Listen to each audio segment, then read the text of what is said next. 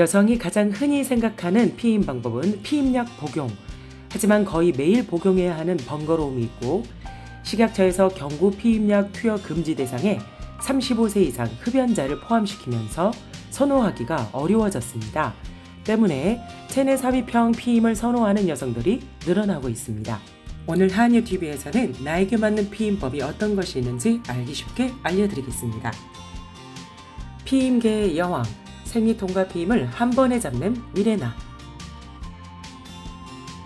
엄마 세대에서 흔히 말하는 루프는 구리를 감아놓은 기구로 자궁 내막에 미세한 염증을 일으켜 수정란이 착상되는 것을 막아주는 원리입니다.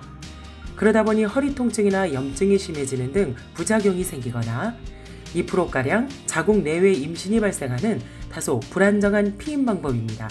하지만 미레나는 매일 조금씩 황체 호르몬을 방출해 자궁 내막이 두꺼워지는 것 자체를 막아 착상을 방해하는 원리로 생리양과 생리통을 경감시켜주는 효과가 있고 덕분에 생리양 역시 3개월 후 86% 감소, 12개월 후 97%까지 감소하여 마법에 걸릴 때마다 힘들었던 일상에 큰 편리함을 줍니다. 또한 호르몬으로 인해 자궁 경부의 점도가 높아져 정자가 진입하는 것을 방해하는 효과가 있어 임신 가능성이 구리로프보다 훨씬 낮습니다. 피임 기간은 5년으로 매일 피임약을 5년 동안 복용하는 것에 비해 훨씬 경제적이고 간편하며 임신을 원할 경우 기구만 제거하면 다시 임신이 가능해집니다. 시술도 간단합니다. 먼저 초음파나 사운드로 자궁 길이를 재고 실린더를 이용해 자궁에 삽입한 다음 T자 모양이 되도록 해방. 실린더는 제거하고 실은 잘라주면 끝! 시술을 위한 방문 시기는 생리가 끝나갈 무렵이 자궁 경부가 다소 열려 있어 통증이 덜해서 좋으며 5분에서 10분이면 간단하게 끝납니다. 부작용은 가장 흔하게는 자리를 잡는 동안 팬티 라이너에 묻을 만큼 소량의 출혈이 있을 수 있습니다. 하지만 6개월 후에는 출혈이 멈추고 안정적으로 자리를 잡을 수 있기 때문에 이러한 점혈성 출혈로 바로 제거를 선택하기보다 먼저 담당 선생님과 상담을 진행해 주세요. 다른 부작용으로는 드물게 피부 트러블, 골반통, 요통, 두통 등이 있을 수 있습니다.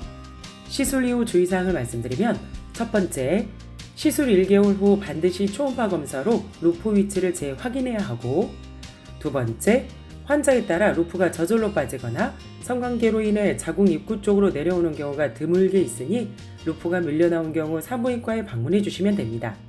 세 번째, 또한 극히 드물게 루프가 자궁을 이탈해 복강 내로 탈출하는 경우가 있을 수 있으니 지속되는 복통, 발열 등 이상 증세가 있다면 언제든 산부인과에 방문하시면 됩니다.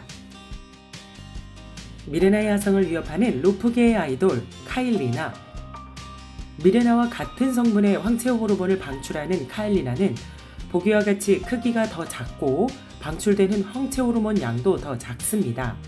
덕분에 시술할 때 통증이 덜하고 시술 후 부작용도 미레나보다 적게 나타날 수 있으며 실버링이 있어 초음파나 엑스레이로 위치를 확인하기도 편리하여 최근 많은 여성분들이 카일리나를 선호하고 있습니다. 미혼 여성분들도 카일리나 시술이 가능하니 기억해주세요. 자궁에 직접 시술은 싫다면 파레아는 임플라논. 자궁에 직접 시술하는 미레나, 카일리나는 부담스럽다? 그렇다면 임플라논을 고려해 볼 수 있겠습니다. 시술 방법은 역시 간단합니다.